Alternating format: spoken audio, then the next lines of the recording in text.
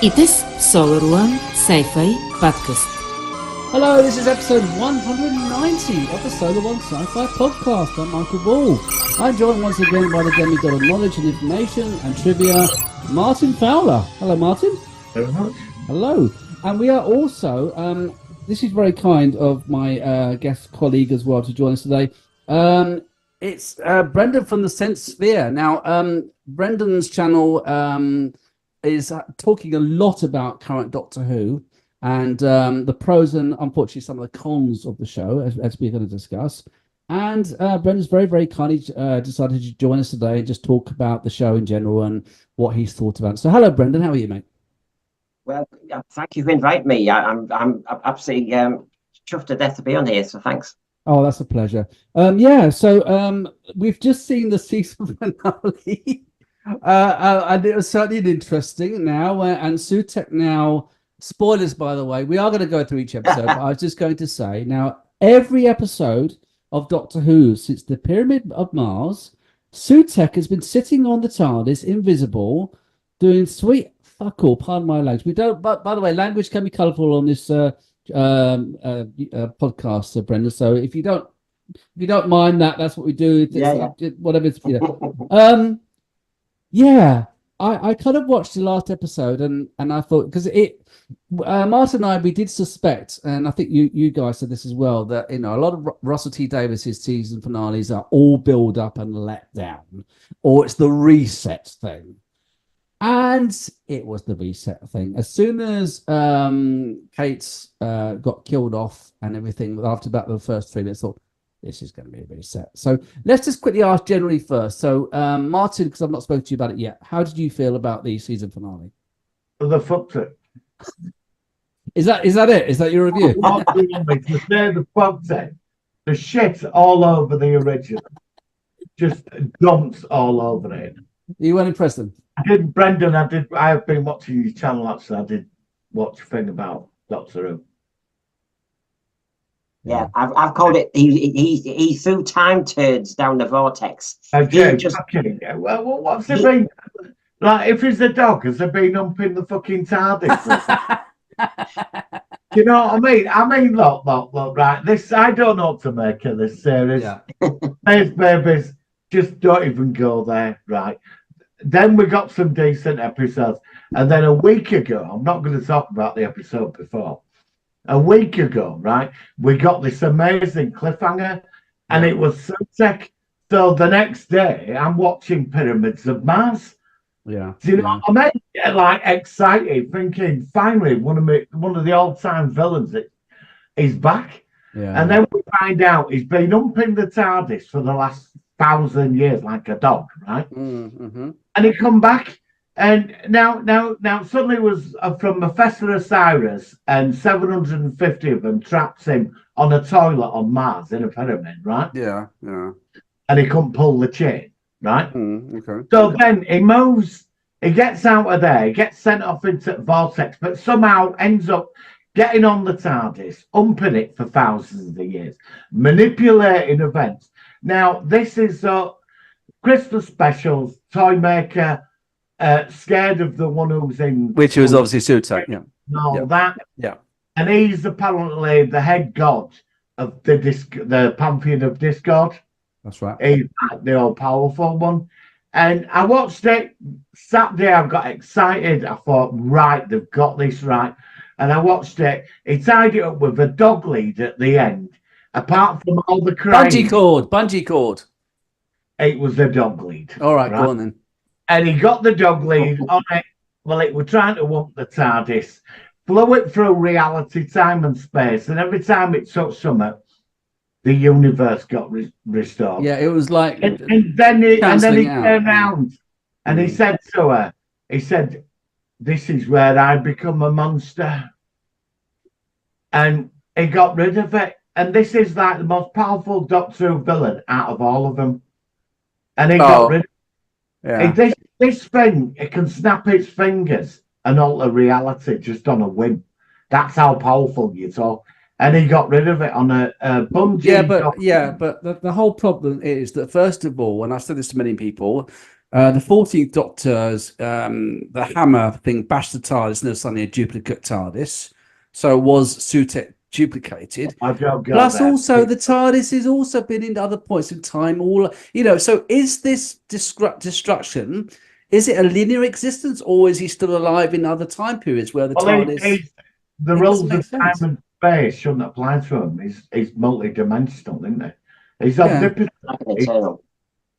So, I mean, let me ask you, Brendan. Obviously, you've seen the finale. I did check out some of your opinions on your channel. What did you think about it, sort of generally? Were you really disappointed? Was there pros and cons, or what? Yeah, you knew what was going. You knew what was going to happen regarding the reset. You knew it was going to be some version of timey-wimey or a subwave network blocking him out or something. So in the end, what he did is he ripped up the time vortex, because death equals life, which, as you know, is scientific fact. And so basically, you had this nonsense on top of that. The Sutek we knew in Pyramids of Mars could read your mind, so he knew that the Fourth Doctor was a Time Lord without him speaking, but he didn't suss that Ruby Sunday was going to grab him on a choke chain. Yeah. This is ridiculous. So there were so many things. I mean, I think it was an analogy of the illegal American bullies, because basically he was on a Barbara Woodhouse choke chain getting yanked through the time vortex. That's basically Yeah, I can see that. But no, it was a letdown, because why did they have to change a villain in perspective to this CGI dog? Apart from the use of cultural appropriation and all that nonsense, and the messaging again. Well, I mean, that is a factor. Go on, Martin. You say your thing first. Go on. He should have been like in the original costume, probably a bit more done up. A few LED lights in there. Instead we got a dog, and he might as well just throw the bone at TARDIS, going, "Come on, walkies." But he was actually dead patient, I actually think, to make him the worst villain in history. Well, for 50 years, he hasn't killed anyone, so he's actually been really good. So, he's well done. But what has he been? So basically, 50 years. What has he been doing for the last? So he's been sitting on the TARDIS, invisible. I assume that he's kind of like, you can go through him. It's like a ghost kind of thing, because there's an episode of the 13th Doctor sitting on top of the TARDIS just before she regenerated. So wouldn't she be sitting through him or something? But it does seem a bit of an odd thing. And why? What was the trigger to suddenly make Sutek come back? Was this because the toy maker, or why was it after 50 years he suddenly thought, oh, hang on a minute, I've had enough of this now. I'm a bit bored sitting here. I'm getting a bit sort of like sore sitting on top of this roof for the last 50 years. I'm going to sort of kick off now, and I'm going to go after Root. It's like, I don't know, it's something about it just didn't work for me. He picked the moment in all those 50 years. When he could have killed time itself and everything for all those 50 years, he picked the moment when he couldn't do it because of this Ruby Sunday mystery. Absolute nonsense. But it's bad, because it wasn't even a big mystery. She was just a child who's been left on by a church by her mum. That would annoy. That would get in on my nerves. That every time she pointed like that, and you're like, "Oh, just cut. Who is it? Who is it?" You're like, "Who is it?" Yeah, it was dragged out. Find out it's the mother who just served no purpose in the universe of things, because she was so important. She was a big threat to Sutek because they didn't know who she was. Yeah, but you know what I mean. I did like the memory TARDIS. I did. I thought it quite cozy, actually. The little memory. What happened to it at the end? I mean, is it where they forgot it again, or what?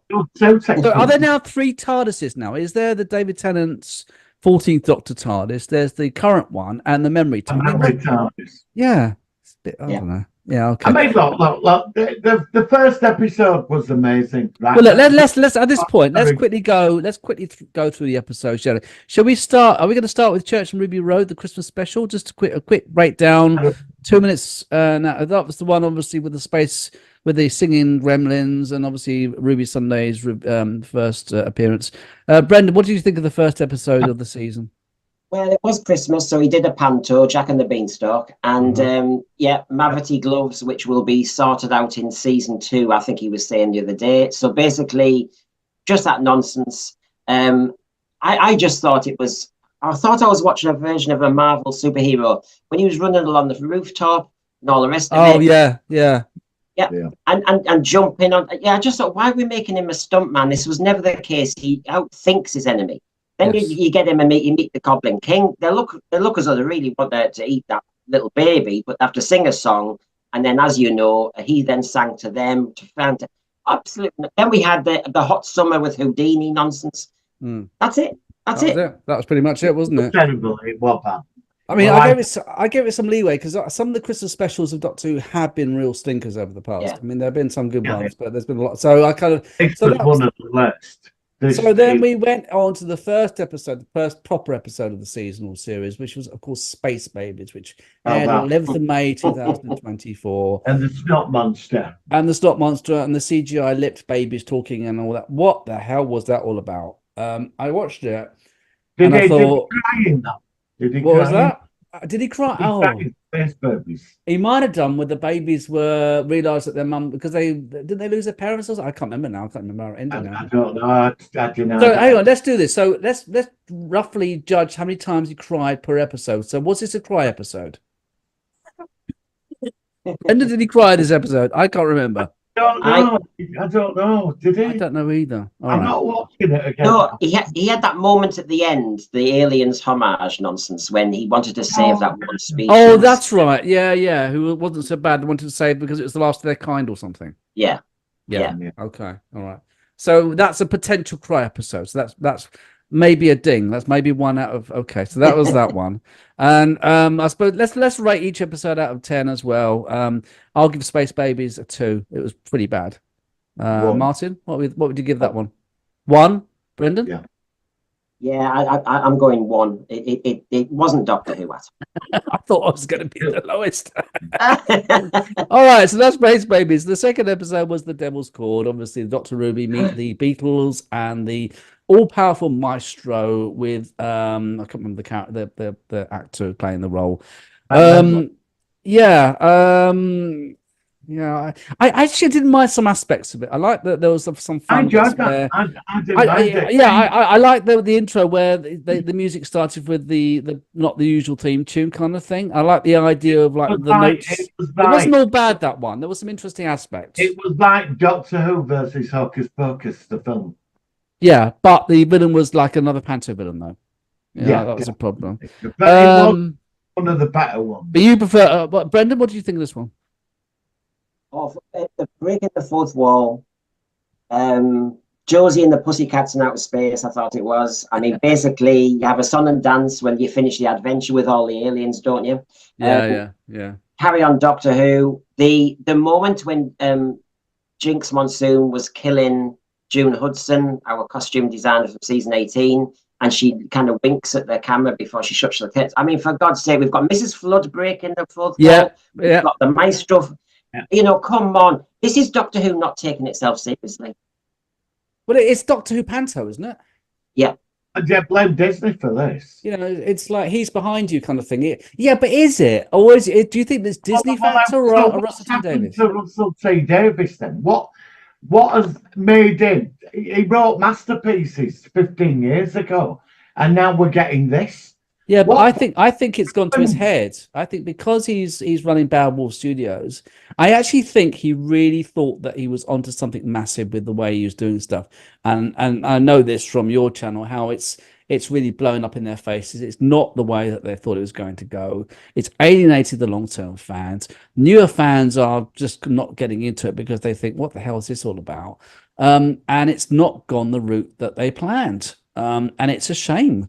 And I can see where Disney might have thought, actually, this could be a good idea. And all this, let's sort of like focus on people age 30 or younger to get it into Doctor Who. It should be for everybody. It's a family show. It should appeal to older people. I think they have to be very careful here because it were our age groups that kept this thing going when it was exactly. Yeah, absolutely. We bought the videos, we bought anything, the Big Finish audios, we bought the stuff that came out, we supported it, watched the fan stuff, and we've just all been, well, basically, we've just been given the mid finger, basically, haven't we? Yeah. What anything else you're going to say about that one, Brendan? Well, it's just the fact that if you think of the build up to the series, it was all, this is going to be controversial, it's going to be the gayest Doctor, it's going to be big and better, and we want to reach every part of the planet. So then you get Devil's Chord, where basically they knew that would surely it's going to be Marmite. They must have Yeah, known that. yeah, Marmite factor. Yeah, I get that. And if you think about it, the sequencing is the thing I always challenge. This was such a bad start for this season. You had them both on the same night. The Christmas episode you've just mentioned was a musical in part. Then you get a musical only 2 episodes along. You were selling, I think, the wrong USP to the casual market. Yeah, I agree entirely. And it's very funny how the audience appreciation index is gone now. Yes. I know that you mentioned this, and that was one thing I always used to look out for in previous seasons. And normally it was going to about 76, 77. It was dropping, but it used to be higher. Isn't it funny they're taking that away?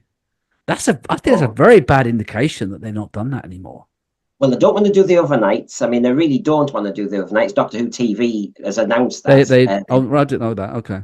Yeah, Doctor Who TV said that they're making it harder and harder for them. Overnights are not the big thing. They try and grab them. As you know, they want the consolidated instead. As you know, on Instagram, Russell T Davies will say Space Babies has now got 5.6 million. Yeah, I heard that. He's dragging it out now, saying that which is rubbish. It's all about the initial overnights, which is always the factor. I know it's different, but even so, it's still a factor about that's who watched it last night on live TV. That's where it came from. That's the initial. Sorry.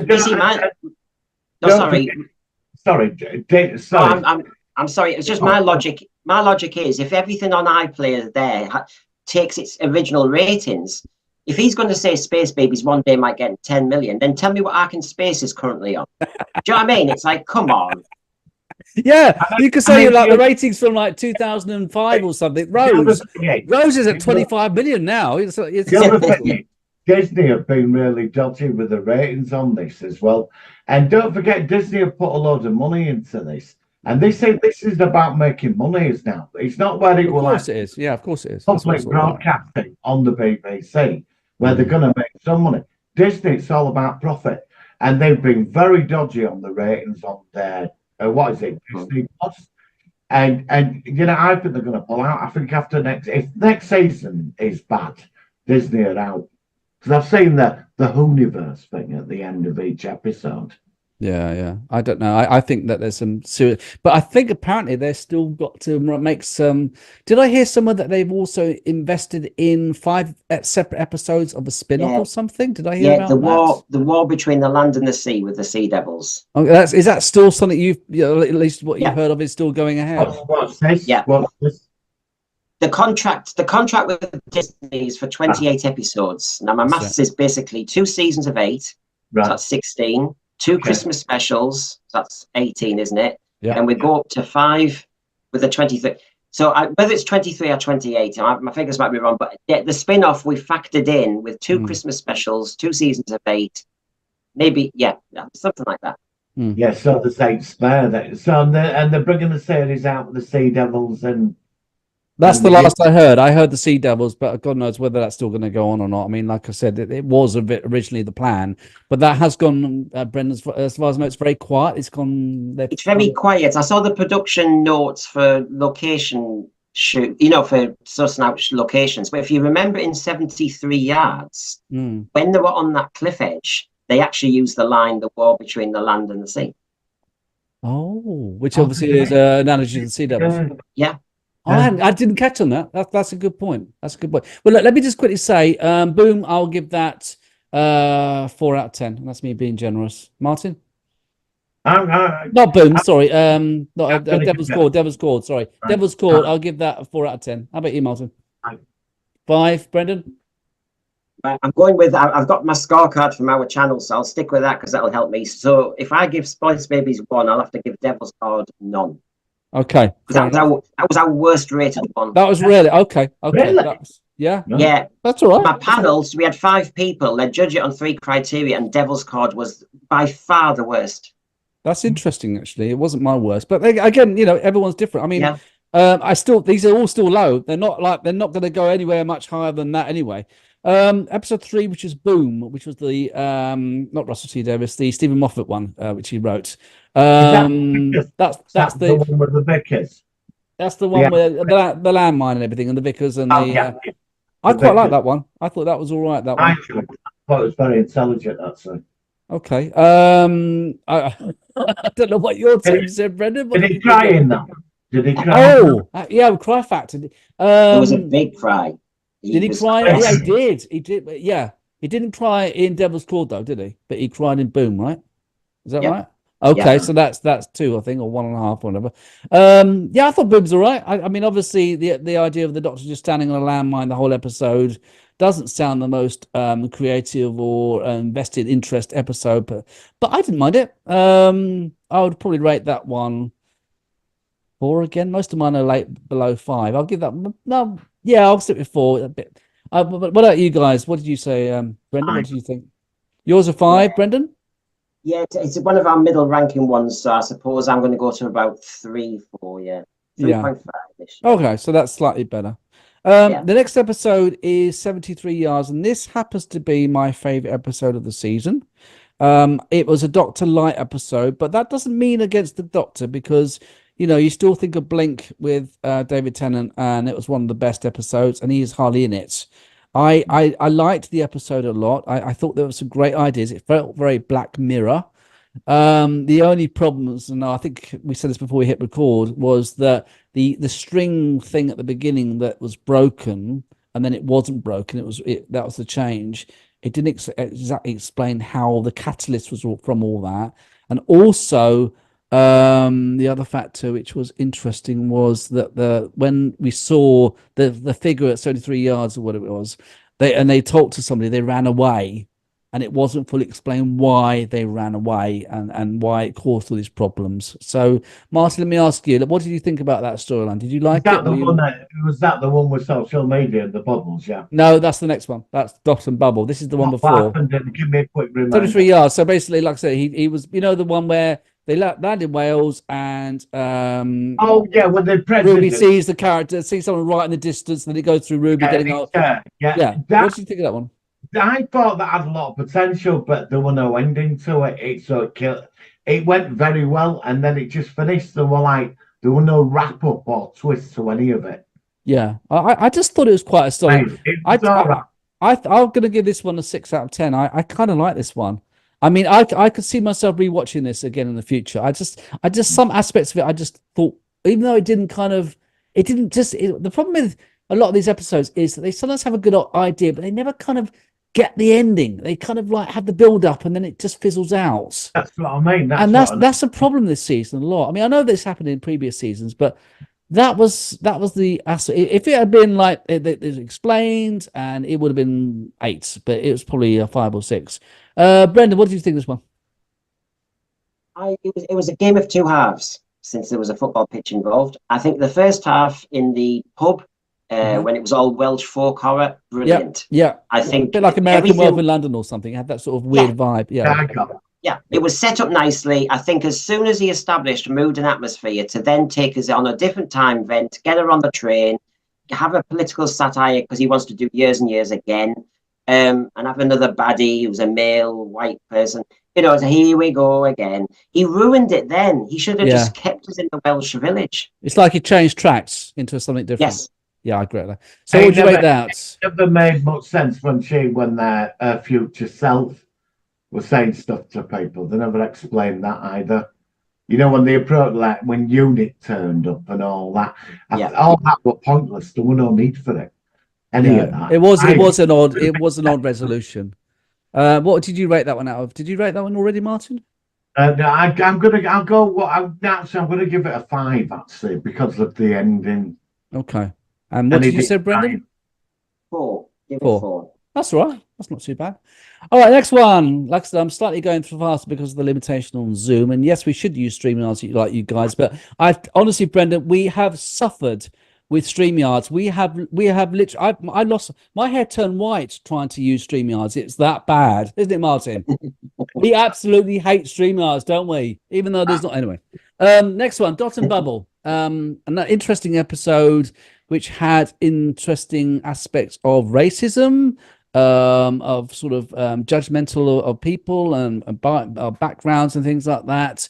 I watched it and it seemed quite obvious the way it was going when you saw the kind of like the avatars of all the characters, and they're all very sort of like all look similar and they're all in their 20s and all very clean cut and everything. I thought, Yeah, I could see where this was going. Of course, I think the Doctor cried in this one and had some sort of almost like a breakdown at the end, and well overacted. It just looked almost all this goblin spits flew out of his mouth when he was having this sort of breakdown. I didn't like that. But I did like some of the aspects of this character who we thought at the beginning was going to be like a female character that we're going to feel sorry for and want to rescue her. And in the end, she sort of said, basically, piss off. I don't like you. I don't like who you represent. I'm going to piss off out of it, even though I'm in danger. I kind of like that. What do you two got to think about that episode? Martin, you first. I'd say it's probably the best one of the season. Oh, is this your favourite? Is this your favourite? I'd say so, yeah. I found it. I like the whole thing of the social media thing, what they did. Oh, yeah. Did you like the way that she was walking around with what I liked about it was we're all walking around with our phones, like, oh, look at this. And I mean, I do so much driving around all the time, and I see people crossing the road, not looking, staring at their phones. And I kind of like that because that is relevant of today's society. Yeah, and so I kind of like that. Where she's been told where to turn when she's moving. Yeah, and then she can't even do it herself when she has to do it by herself. And Brendan, what do you think about it? I mean, we scored it quite high. I have to say it's in our second place, but I found it very static. I found it very static. If you think of the kind of slug creatures outside, yeah, I didn't mind them, but basically very slow. Everything was very, very still and just dialogue. That's what I found. I get the idea. I didn't mind the idea. I thought it was a strange trick to do that the hero in this story is Ricky September. Yes. And Ricky September we didn't focus on. No, we didn't. And the one plot hole I struggled with is if the big surprise at the end was that they didn't like him because of his race. He'd been in that basement with loads of white people for the whole episode talking to her, and then nobody had said a word. Yeah, that's a good point. Yeah, absolutely. Again, it's another one of these sort of there's a lot of plot holes in this season. I suppose in any show you can look at things and think, well, if they didn't do that, why did they do that? But I don't know. I quite like this one. I mean, I'll rate this one 5, 6, similar to the last one. Those two episodes and the last one that were the top episodes for me. Martin, what did you rate that one? I'm going to give it a 7, and he did cry in it as well. He did cry in it, okay. And Brendan, what did you say? I can't remember what you said. This, 5. It'll be a 5. All right, next one I think is the is that Rogue is the next one, the one which I found really quite. Now listen, Rogue. I'm going to quickly say this, okay? I do not like the Doctor suddenly falling in love. Now, and obviously it was a gay storyline. That's not a problem. It could have been a female. What I'm saying is that the situation was that the Doctor really was uncharacteristic in the way that he fell for this character within about 10 minutes. And I just didn't like that. And it just felt to me like it really didn't feel like the Doctor of old is more of an asexual. I know that there has been relationships before, but this one didn't work for me. I didn't like the Angry Birds aliens in it, and I didn't. I mean, I really didn't like this one. And Martin, you weren't a big fan, were you? Well, it's got nothing to do with all that. I mean, I just found the writing of the story and the villains, and it was just bad. I know, like Russell T Davies starts to get his politics in, fair enough, but. There's a way of going about it. If you write an intelligent story, then you can put some message in, but you can't defend the episode, the storyline, the villains. I couldn't stand the villains. They were like... It was terrible. It was cheap. It was I say it was worse this season for me. I was expecting something. I mean, the old thing when he met Rogue, Captain Jack too. I mean, the thing is, I thought it was actually made for Captain Jack. I actually think that because obviously John Barrowman can't come back because of some whatever happened, they kind of used this new character instead. I could actually see it working with Barrowman. Like when he said to him, and when he went through that dimensional prison thing, he said, "Oh, find me." And then when he got into town, he forgot about him. Oh, I'll never find him. You know what I mean? Like that's the end of that kind of thing. Allah sacrificed himself, and he said, "Oh, we'll never find him." Moved on. What did you think about it, Brendan? Did you like this one, or? This was one of those moments when you think you've really gone where you shouldn't have, RTD. Yeah, that's what I thought. For the reasons you've said, but equally, it's just the inconsistency of the man. He's, as you know, cultural appropriation is one of his things in the latest ones, and yet here we had aliens doing cultural appropriation of Regency periods. I mean, yes, it's just so he can't see his own inconsistencies, and that's the thing with the rogue character and the relationship. The irritation was, I don't think I've ever seen, even in the Invasion of Time, when for the first episode or two, the Tom Baker Doctor wanted to get rid of Leela off Gallifrey because he was tricking the Sontarans, or he had to work out who the enemy was. I've never ever really seen the Doctor really put his companion in such risk because he was, and in this case because he's chasing a fella. He was putting his hormones ahead of his companion, which he's never done. Not like that. Not in that degree. No. And to be honest, she only survived because she used her wits. Yeah. That's right. Absolutely. And she only survived. And she only kind of survived in this space the second time because of Rogue doing a decent thing. Yeah. The Doctor was useless. So, just to wrap up at this point, what did you rate this episode out of 10? Let's ask you first, Martin.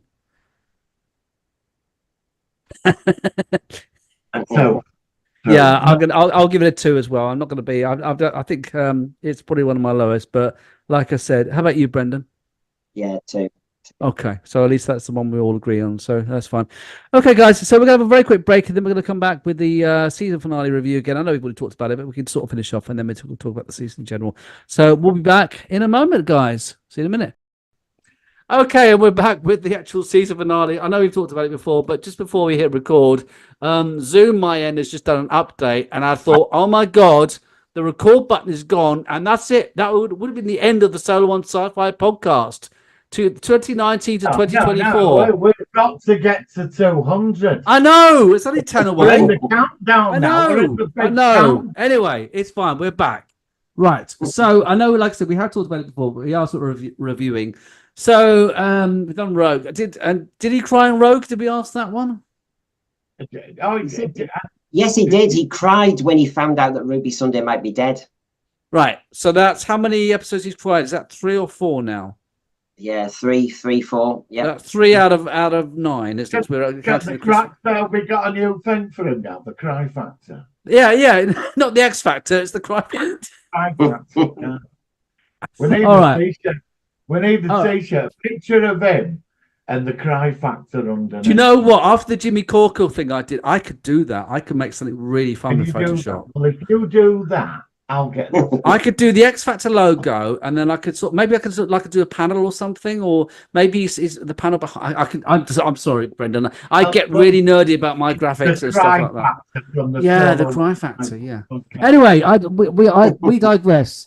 Ruby Sunday. Obviously, like I said, we had talked about it before, but we'll just quickly, as we're doing them in episode order. So this is the first 2-part season finale. And it did start off certainly quite interesting with on the actual says that the Doctor and Unit investigate Ruby's past, but the time window reveals horrifying secrets from Christmas Eve. So Unit have got a holodeck by the looks of it from Star Trek, haven't they now? Which is quite interesting. What do we think about the holodeck now in the Doctor Who universe in units? Can I just pose a quick question? You can. You're my co-host. Go on. If cost of living crisis going on, how's the government paying for units on holidays?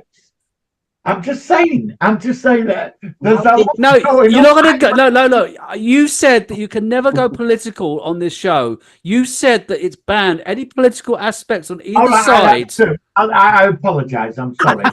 I'm joking. I'm just saying. How can they afford that? They're moaning on about economies. How can they afford all that?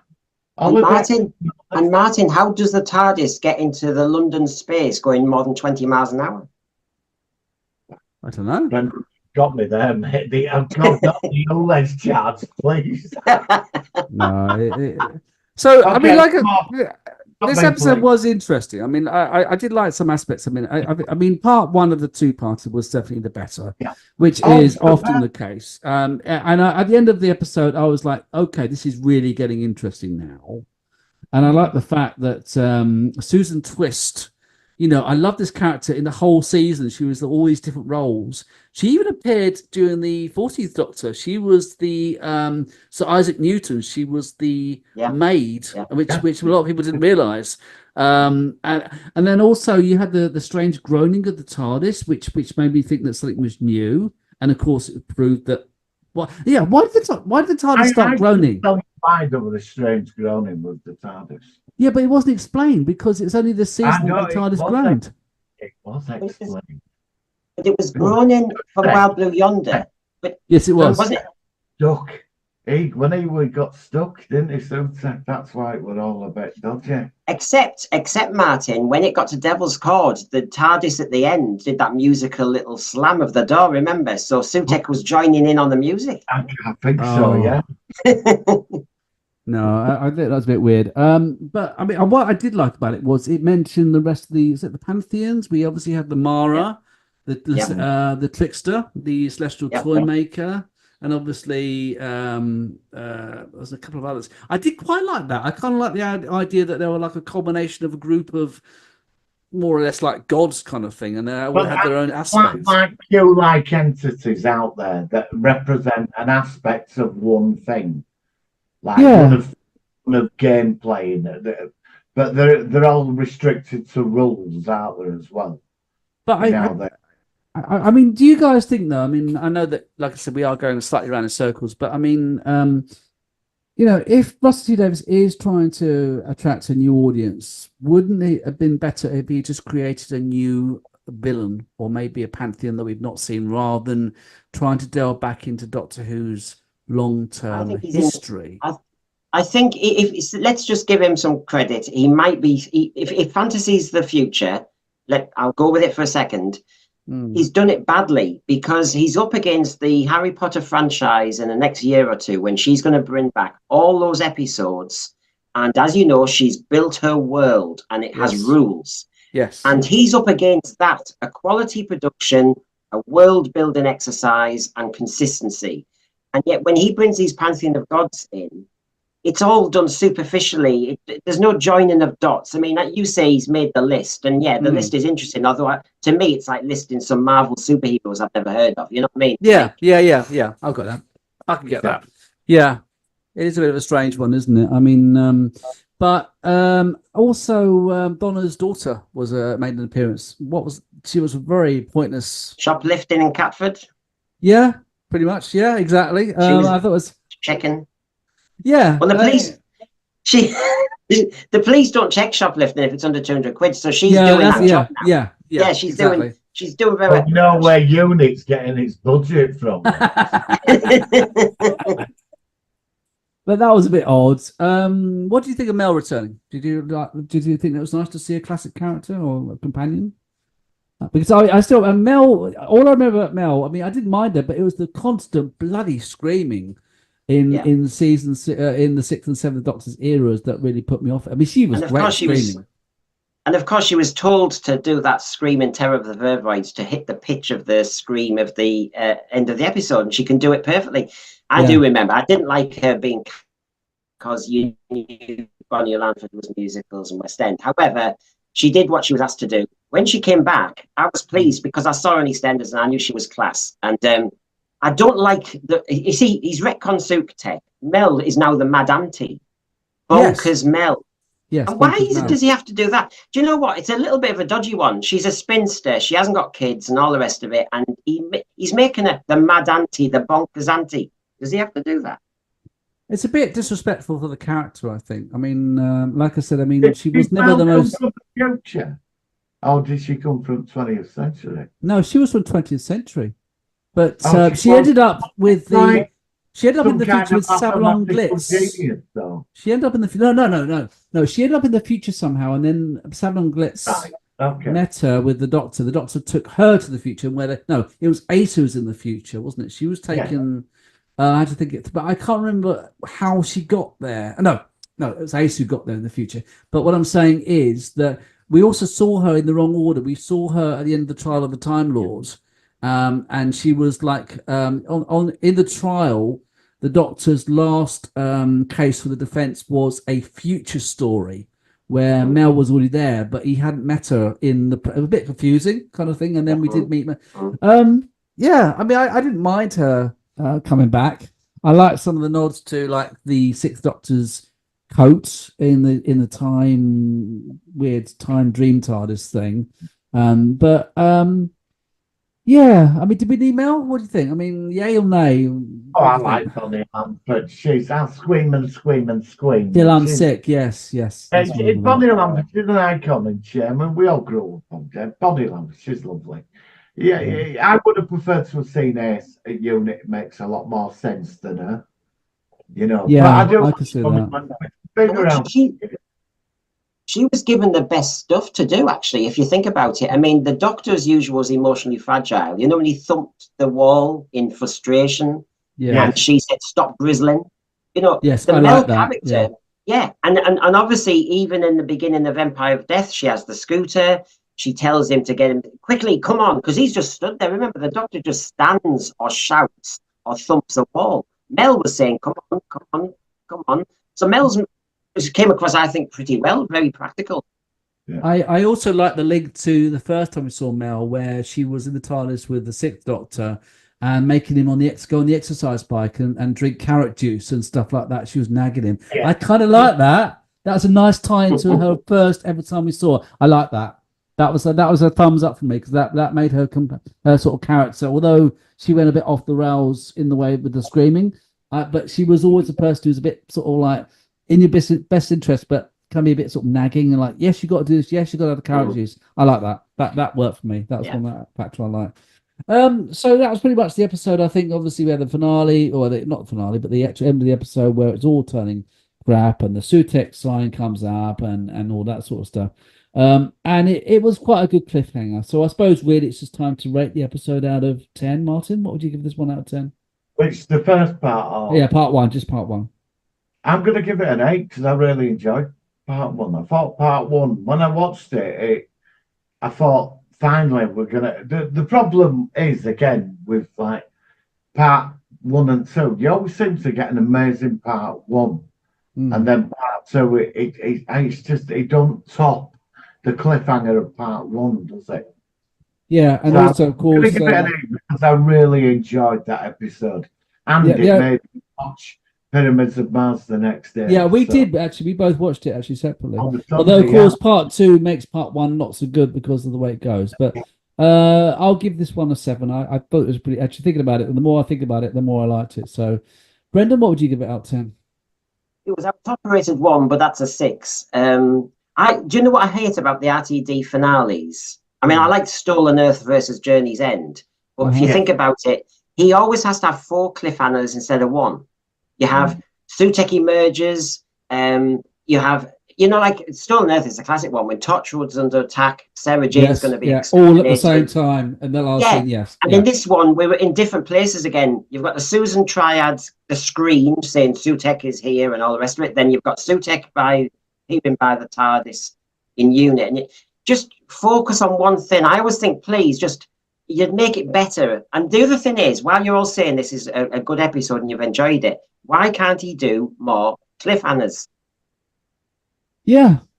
I mean, it's the nature that a lot of the episodes are more standalone. I mean, this is one thing which people are saying that, bring back the old classic Doctor Who format of like 4-part shorter stories rather than having a 45. Have like, that work. You know what I mean? Is that what? I think people, it's like with Netflix, people like to binge watch stuff now. Do you think half an hour each week at work? I think you could have done an hour, 8 hours, 8 times 1 as we've had roughly. Yes. But the Sutekh idea, if you're going to land it, spread it across the 8 episodes. Make that your big one. Yeah, and you can have 7 cliffhangers then. Yeah, with I agree. Comments in each episode referring to something in the background. Yeah, absolutely. I mean, that's a good point. I mean, I don't think it would ever happen, but yeah, bring back the cliffhangers. That'd be great. And we'll do like what Star Trek Enterprise did in season 4, where they had had a season, but they had like lots of 2 or 3 parters, and at least then, and that's why that season was so good, because it did have cliffhangers, and it rather than just, you know what I mean. So You see, I'm getting pulled in. I'm a top Doctor Who fan, and I'm getting pulled into House of the Dragon. Where I've never seen that. Where it does, it's world built. It's done by a proper novelist, and it's a proper world. The same with Game of Thrones, and there's a sequence, and you have little cliffhangers at the end, and so it's still fashionable. It's just that RTD. Brent, is that the prequel to what is it? Yes. To Game of Thrones. Yeah, and I came to that late, so I'm a Doctor Who fan through and through, but I am preferring watching House of the Dragon and Game of Thrones. Just the way that they write it, you prefer the style of it as well, I assume. Yeah, it's got logic within its own world. Okay, makes sense. Yeah. So I suppose really we should just, like I said, we go back to the season finale. I mean, there's not a lot more to say about it because we've already said it, really. So before we rate it, anything else you want to say about the finale that we haven't already said? Did you like Mary Poppins?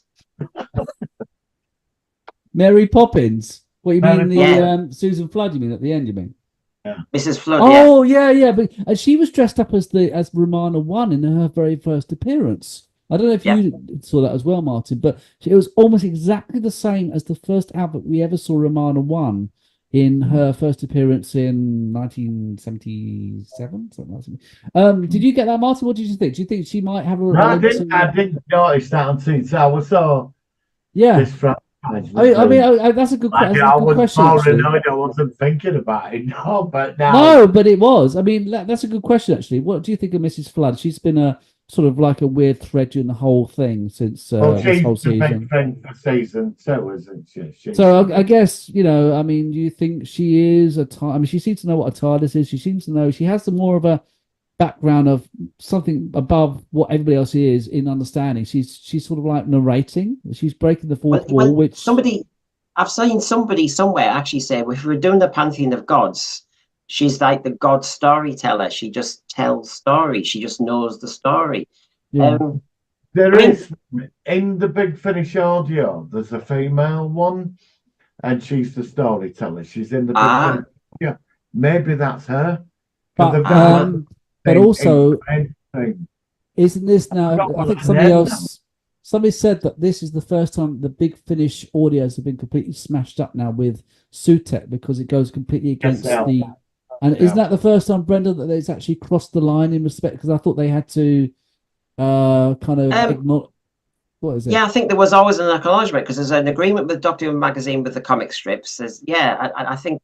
Yeah, that seems to be a breakage of the line, doesn't it? Because that's what I'm wondering. I know you guys have actually sort of heard that as well. So that might be a bit of a, because I never really got into the Big Finish. I could tell that they're very good, but I've just never had time to sort of check them out. But, if it's kind of like now, it makes it the whole thing not actually canon, surely, if it's breaking it. I don't know. Interesting. I think he's doing such a breakaway. He can't keep the consistency with Big Finish and the program if he's going this far left to fantasy. Right. Okay. Yeah, I think you could. I just wonder if he's totally. He did say this is some way. I'm paraphrasing, but he kind of did say this was quite a heavy retcon.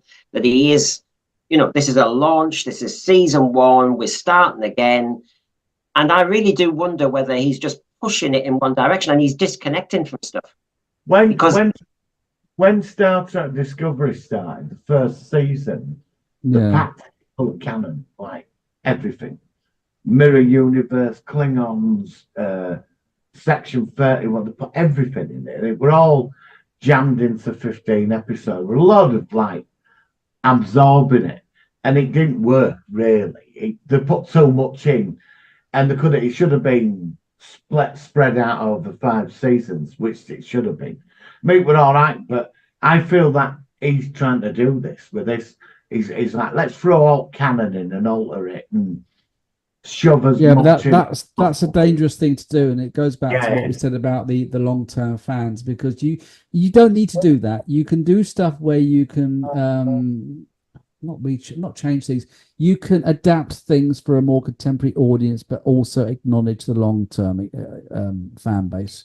And I think that's the problem, that a lot of the aspects are that, he's I think he's got the best of intentions, but again, it's partly pushing the message, it's ticking the boxes and things like that, which he's been doing during the season, which, I don't mind aspects in society being acknowledged on the show, but you sometimes wonder whether, the whole show is being taken in certain directions just more for the message rather than the story and the concepts.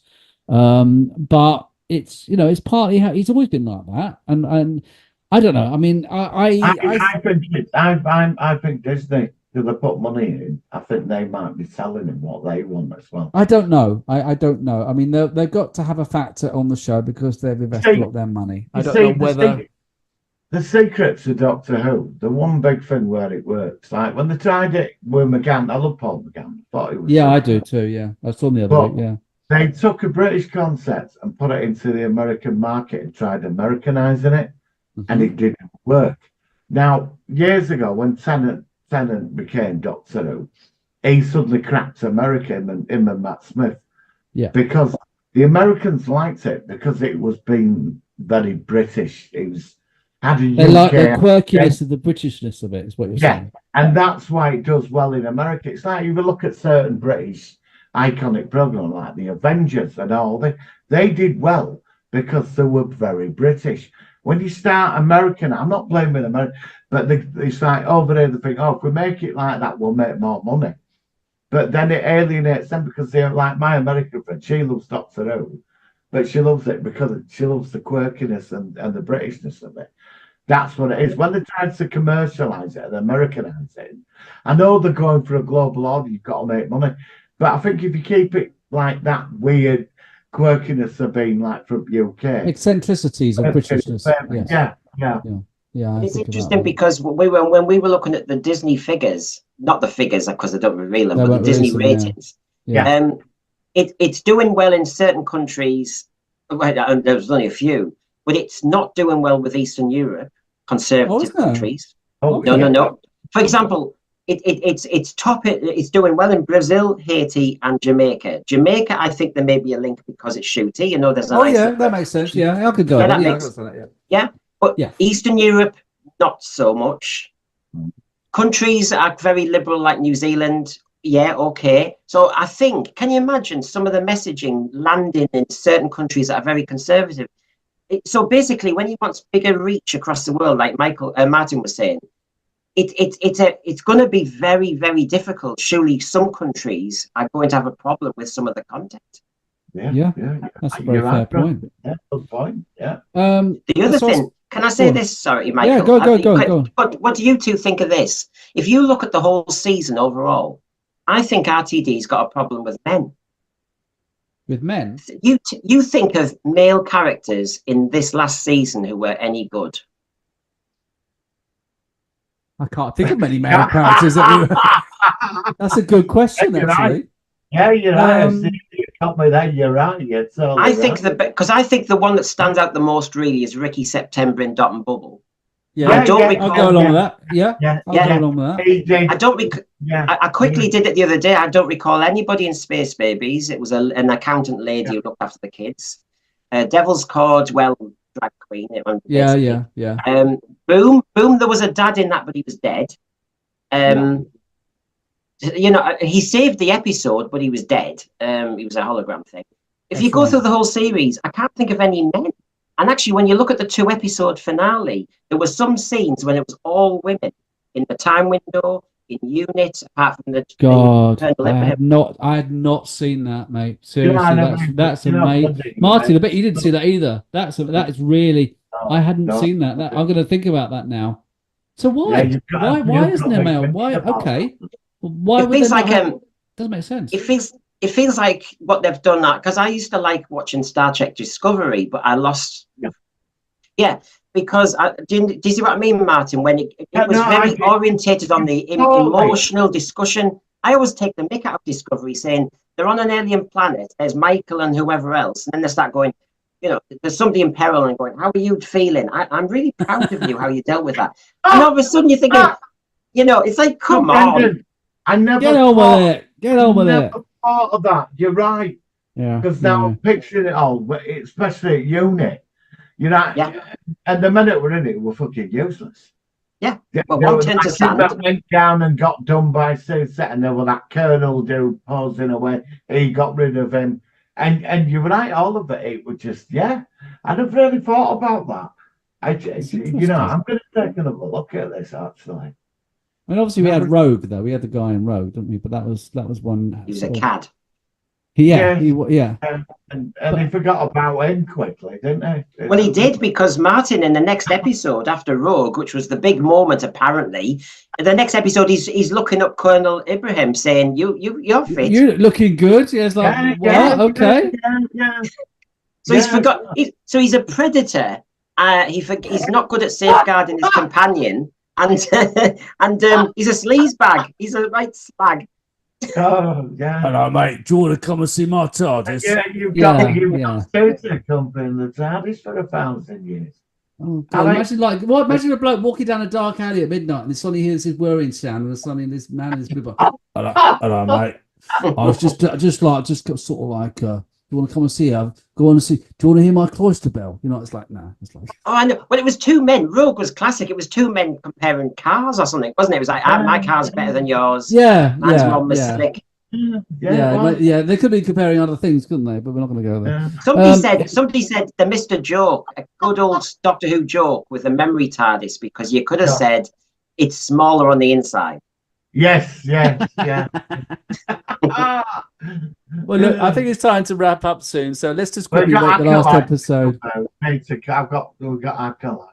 Oh yeah, but so last episode of season. Did we rate the last episode? I don't know. We haven't rated it. So I'll give that last episode 5 out of 10 because it dropped down. It dropped a few points for me because of the fine for me.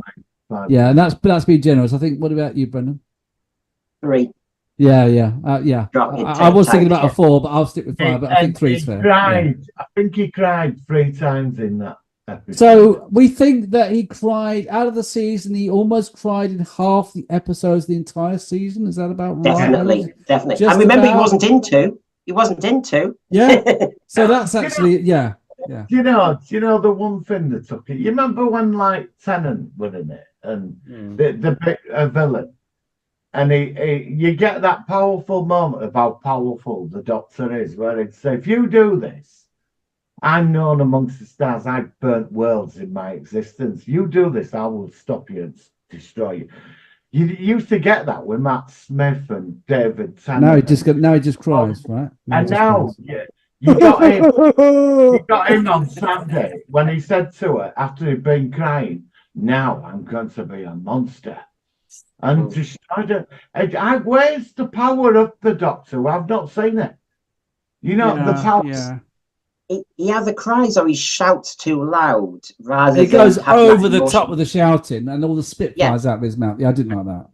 Yeah, I didn't like that. Yeah. So do you guys think that there's going to be an improvement for season 2 or series 15? Or, I mean, do you think that Shooty might get a bit more comfortable in the role, or will it be limited with the writing? Or what do you think foresee for 2025 for Doctor Who?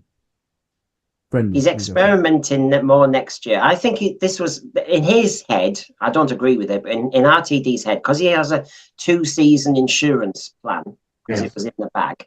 Yeah. He's going to take all the experimental stuff in season 1, and then because he's writing less in season 2 and getting new blood in a bit more, I think he's saying to them, right, you can go that far with a musical, you can go that far if you do this surreal type. I think he's kind of set the template so that he can be the overlord and say, you can see where that doesn't work, you can see what I did there. And I think I've heard somewhere he's kind of set out a kind of smorgasbord of what you can do. Okay, that makes sense. How about you, Martin? Any last thoughts about season 2 or series 15? Well, it put into classic villains. I mean, there is 1 or 2 villains I won't mind seeing come back. Who would you like to see return? Why did you have to ask me that? I've totally forgot now. I was thinking about something. People tend to say the Rani. I want to see the Rani. I'd I'd like to see the Rani. I really would like to see Susan Foreman as well. Is she ever going to come back Rassilon. after all that? I'd like to see Rassilon become a season villain. I really would like to see. We haven't seen him since the end of time, have we? Was that the last That's time we what saw I him? mean. Where is he? He's out there somewhere. Wasn't he? Isn't he time locked in the? No, do you remember Capaldi said, "Get off my planet"? And it, Oh yeah, you're right. He did come back in that one, didn't he? there, yeah, I'd like to Yeah. say that. I'm a bit fed up at maths and bored at Daleks and Cybermen. I'd like to see the Rootons as well. I'd like to see the Rootons. Bring back the Vervoids. Vervoids. I want to see the Vervoids come back. No. I like the Vervoids. Pteroleptals. How about them? Yeah, I'll have the pteroleptals. Yeah. Yeah, The crinoids. The crinoids. Oh, yeah. Is that the ones that span around? Yeah. I'd like to see the Raston, protons. I'd like to see the Raston robot from the Five Doctors, the one that can move at the speed of light. What were the? You might see the arrows. Yeah. I think, Martin, you might get your dream, but in the wrong way. You'll see him in a gay nightclub dancing next to somebody dressed like that. Okay. Thank you very much. Right then. That's something to look forward to, Martin, isn't it, matey? Listen, guys. Starting out, then, yeah. Well, listen, guys. Thank you very much. It's been a really informative podcast. And we'll do Acolyte next week. It's not finished yet. We're doing Enemy Mine next week. Enemy Mine. Oh yes, of course. So once the Acolyte's done, we're going to review that series. But and did you hear, Brad? Have you ever seen Enemy Mine? But apparently they might be doing a remake of it, and I love the original one. Did you ever? Oh right, I what's that? I'll have to catch up with these. I haven't. Like Dennis I say, I'm Quaid. It was an 80s movie. Dennis Quaid about a guy trapped on a planet. He makes friends with an alien. It's well worth watching. It's obviously it depends on whether you like that sort of stuff, but. Martin, I mean, you don't want to remake, do you? No, it's a classic. No. Yeah, exactly. So I don't know, but we're going to review the original one next week, which should be good. I was going to say, Brendan, what Doctors have we got left to review, Martin? We've got 1, 2, 7, and 9. That's all we have left to do. We've done every other Doctor. So, Brendan, if we cover choose the Doctor out of them, come back. Yeah, I mean, it won't be for a while, but when we next come to it, you can choose the next one we'll do. Brendan. Yeah, love to, and I'll reciprocate. I'll get you on our channel as well. If you've got time. That'd be brilliant. That'd be lovely. So, I mean, like I said, next time we do one, I'll give you a shout if you're available, because obviously you're the Doctor Who expert, and we've done everything else. And obviously we might even at Christmas we'll talk about the Christmas special if it's any good. I don't know. See how we go there. Brenda, thank you very much. Martin, thank you very much as well. Next week we'll be back as usual. And until then, live long and prosper. Thank you very much. Yeah. Cheers, lads. See you. Yeah. Hi guys, sorry I can't be with you today for the discussion that I'd really like to be on new Doctor Who. I wasn't a fan of this series, just to get straight in and get right down to it. The last episode, as predicted, they showed that they are very, very good at writing part ones, although it wasn't that great a build-up, but they have these big build-ups to these big cliffhangers, and then it's just a wet fart of a season 2. They can't build anything up and come up with anything decent. None more so than with Miss Flood. Who's Miss Flood? Who knows? We've got this big mystery character, but we don't bother to resolve it. Ruby's mum. Who's Ruby's mum? Oh, I don't know. Make her a fucking nobody. So they do that as well. Sutek coming back, not a fan. Sutek was 100% definitely dead. It's not like the Master, who we never really sure if he's died, or the first time with Omega, you don't really know that he's dead, or you know, the Daleks always seem to have a way out and all that. You know, Sutek was dead. The Doctor watched him die. He watched him on his scanner die. He watched him die, dead, gone. And he's in a god anyway. He's in a siren. He's just from a powerful race. I know people online have been going on about, oh, only the Time Lords, even the full force of the Time Lords couldn't defeat Sutek. Well, to be fair, the Doctor and Sarah did. I mean, they did. They beat him and they fucking killed him. So if he's attached to the TARDIS this whole entire time, he still exists at every point that the TARDIS is in time. I mean, the Doctors all still exist. We've seen this in the crossovers. So he exists. But also, when Tennant gets his TARDIS hit with a big hammer, presumably Sutek got split and changed at the same time as well. So there's another one there. And just basically every other TARDIS that's out in existence at any point in time, Sutek must be wrapped around him. So yeah, he's going to come back. But interesting how, he was stuck in the time corridor, we didn't really see him die, and the way they get rid of him this time is to have him die in the time corridor. So is he just going to overwrite his own bullshit again? Who knows?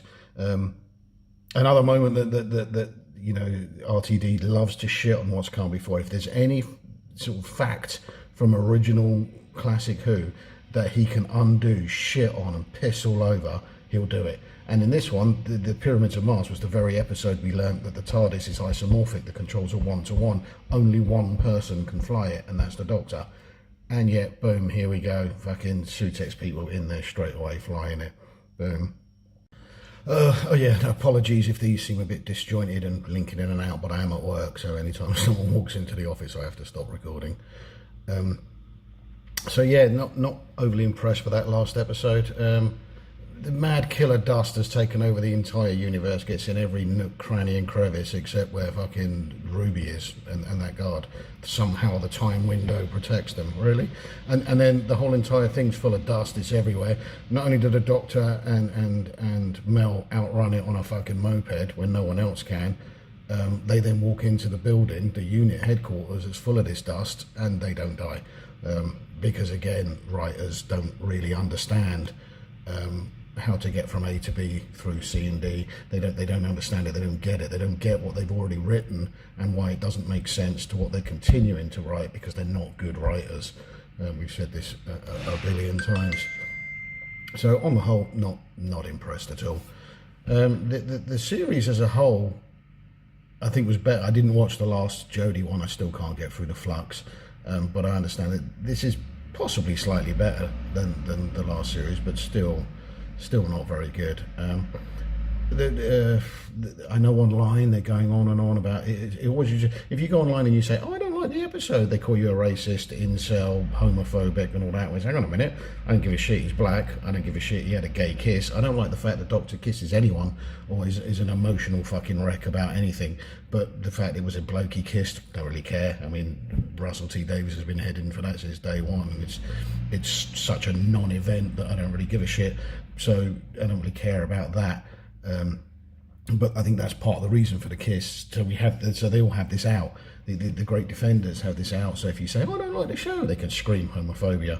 Imagine the BBC trying to cancel the series now, they'll never get it. The BBC's homophobic and all of that. But whereas it's just the bad writing. The pilot was, the first episode, the special was okay until that fucking Fraggle Rock bullshit at the end. If I want to fucking see stupid puppets singing and dancing, I'll watch whatever Jim Henson came out with back in the 80s. I'm not interested in Doctor Who. It's not why I'm here. It's not what I come for. It's rubbish. The second episode, fucking Space Babies. Oh, Jesus Christ. That is arguably the worst episode of Who that has ever happened. Maybe Love and Monsters, but it was bullshit. Who the fuck thought babies running around in a pushchair and snot jokes would be interesting? Absolute fucking shit. The next one, Devil's Cord, it was basically just the finale of the Tennant one redone. Same thing, exactly the same storyline. The only difference was, instead of an A-lister fucking brilliant A1 celebrity playing the bad guy and just knocking it out of the park, we have a fucking nobody in a shit role doing a shit thing, and the episode was shit. That just proves that the original episode was shit as well. You take out Neil Patrick Harris and that episode was clearly shit as well, because that's what the Devil Cord is. It's that episode without him, with somebody else playing the fucking part. So that was rubbish. Then we got Boom. Boom was pretty good. I like the idea of the whole episode. The Doctor's just stood on that fucking landmine. It all just that's when it comes down to character and proper writing, etc., and dialogue. But it is the end of the episode. The whole fucking virus trope, computer sonic screwdriver virus comes in and saves the day trope. Right, a decent ending. come up with a decent way of doing it rather than just fucking wave of your magic screwdriver and the computer rewrites it and everything's brilliant again. They just ruined the whole episode. The fact that again the writers cannot write a decent, plausible, clever ending to anything they fucking do. Nothing. And it's one of these episodes where again we've seen this. What is good about this series is when it harkens back. I mean, this episode is just the whole Tom Baker standing on a landmine stretched to an entire episode. So when Russell T Davies looks back, the episodes are quite reasonable. When Russell T Davies shits on what comes before, the episodes are shit, and that's shown. I do think that the YouTube stuff, just some of those videos out there are funny as fuck, where they're just the brutal, you know. I do kind of think, just stop watching it, mate. Come on, you're doing it just to make these videos, which is quite funny. 73 Yards, again, was a great episode. Again, ballsy to arsehole the Doctor 4 episodes into his new tenure. But that was a great episode. I like that. I would have liked a little bit more explanation as to how it happened. Like, what was stepping on that piece of string? Was it actual magic, you know? And all that. I'd like to know exactly what it is. But the fact is mystery. If the writers aren't good enough, if they can't, I accept that they're too stupid and inept to actually write a plausible, clever reason for why it happened. So we'll just leave it as mystery. Better to leave it as mystery that we can all wonder about than to just write another one of their shit fucking reasons that they do. So best leave it as it is. I think after 73 Yards was the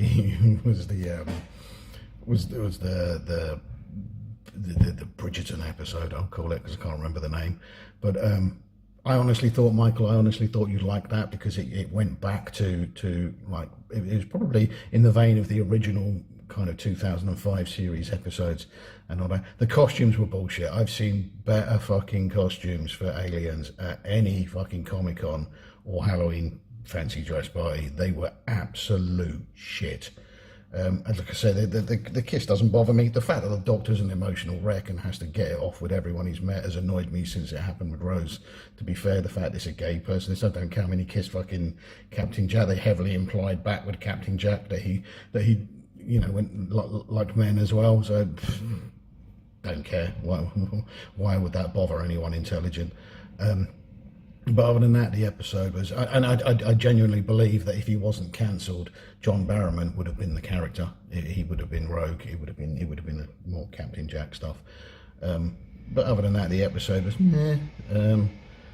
And again, the ending is the same thing. It's all like those old black and white serials where the heroes go over the cliff in the car, and then the following week, when it goes up, you see them jump out of the car, as like Annie Wilkes says in Misery, that's not what happened, you liars, you know, that's not what happened. And it's another one of those endings. It's like, you thought that I was killed, but really I did. The standard trope of, which we've seen a few times here, of this thing, which was run through the whole of since 2005, which is the whole companion dies but not really, companion dies but not really. Every fucking companion has died but not really.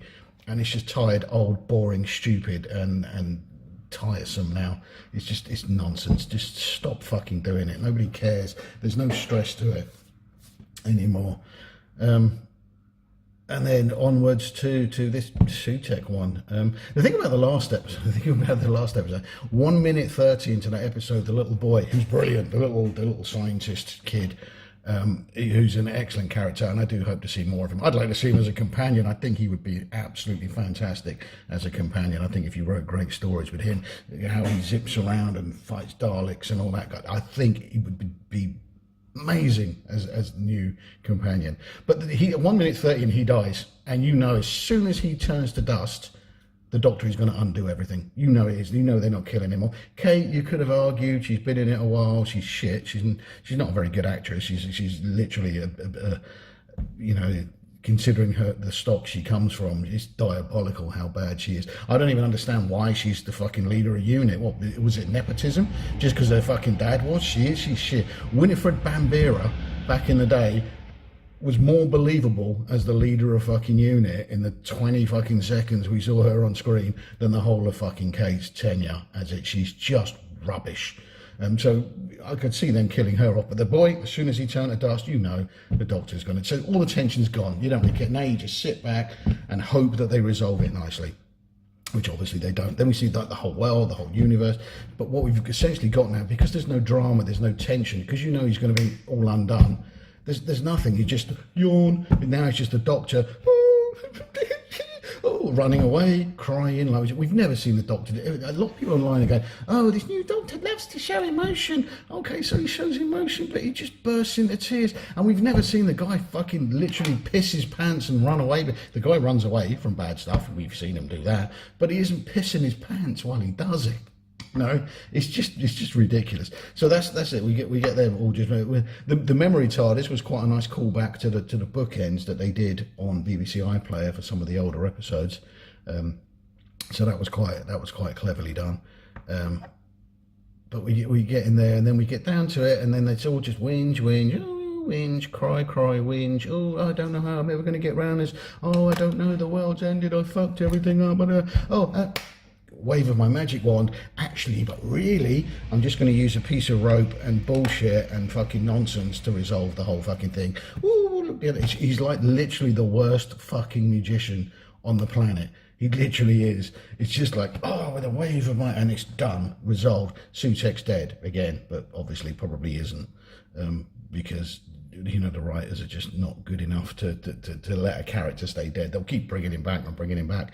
Interestingly, to go back to what Martin and I were saying a couple of weeks ago about the canonicity of Big Finish, I don't know enough Big Finish to say this with certainty, but I think this may be the first time that the series has actually destroyed Big Finish audios, because the Big Finish, as people have said, Sutek has come back in a couple of them, two or three of them, but this episode very much, he gives his explanation that what happens here is directly following on from the 1911 being trapped in the time corridor thing.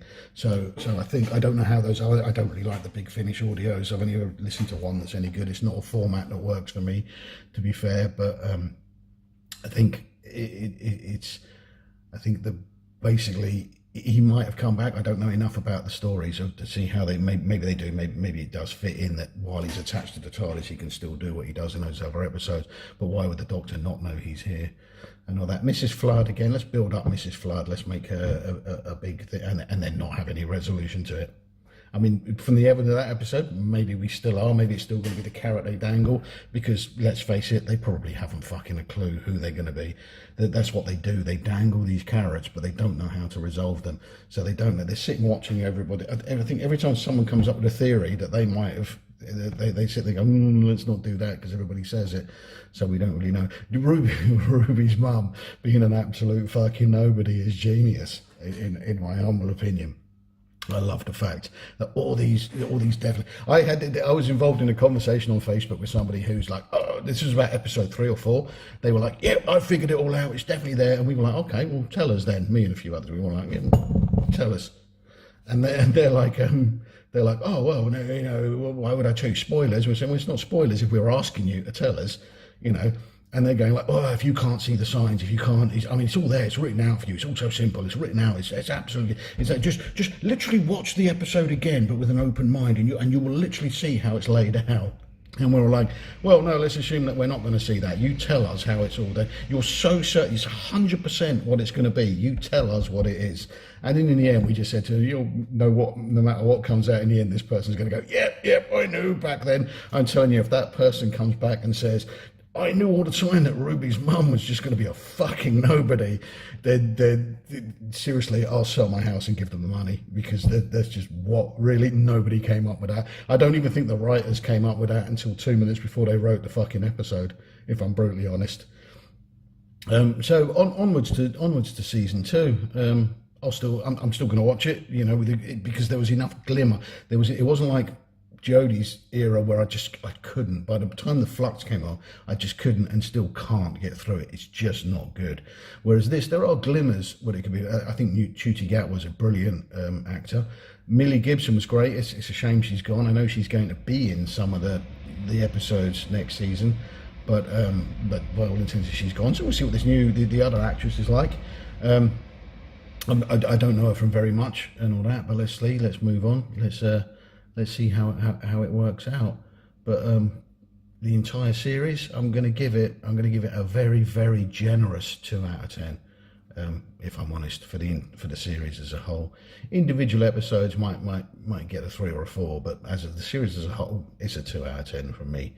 And that's just because, like I say, people can jump up and go homophobia, racist, incel, and all that kind of bullshit. But it's not. Just understand that just because there are things in an episode that you don't like, or in a series you don't like, it doesn't make you not a fan. To be a fan, you don't have to fucking love and suck the dick of every single fucking thing that comes along in the series. And the writing is just not good enough. It's not up to par. It's not up to spec. There are better writers out there. Keep Russell T Davis on. Keep him with his little message he's got to get in every week. But just wrap it in a decent fucking storyline, something enjoyable to watch, something tense, something, I've said this before, this was a show that had kids hiding behind a fucking couch. Is there anything in this series that's been in any way scary? There's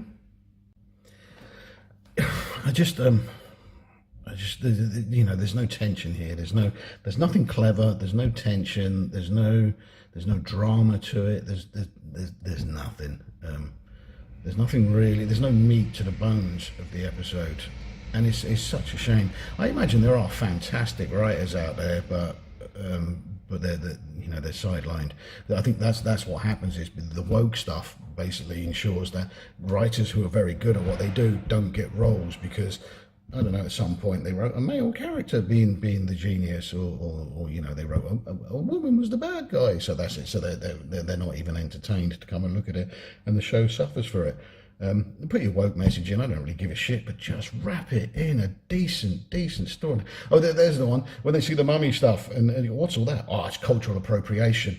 I appreciate the message, but that so wasn't cultural appropriation. That's not what cultural appropriation is. What that is straight up fucking theft. That is going into a country, ripping away all their treasures, stealing them, bringing them here, and putting them in a fucking museum, and then not letting the country have them back again. That's theft. The stuff was stolen. It's not cultural appropriation. Sorry, Doc, it's not. Cultural appropriation is sometimes not even a thing. Anyway, but let's not get into that nonsense. But yeah, so the whole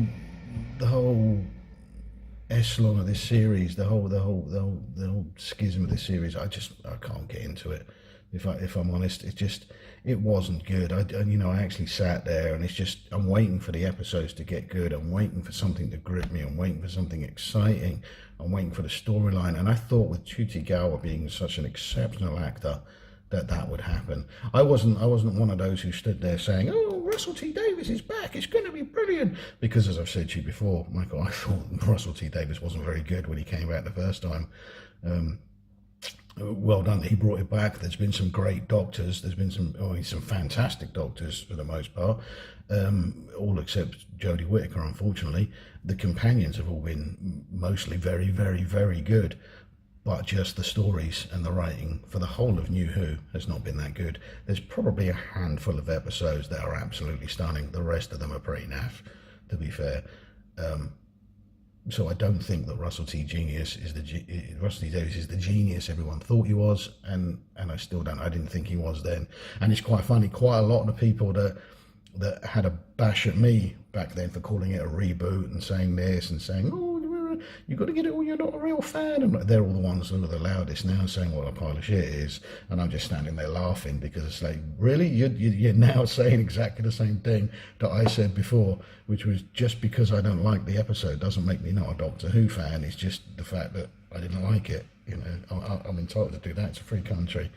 So I think that's probably my 2 pennies worth. It would have been great to have been on the show and actually, talk back and forth. But like I say, my day off changed, so I had to just do it this way. So looking forward to listening to what you guys come up with, and hopefully I'll be back soon. May your path be free of incident.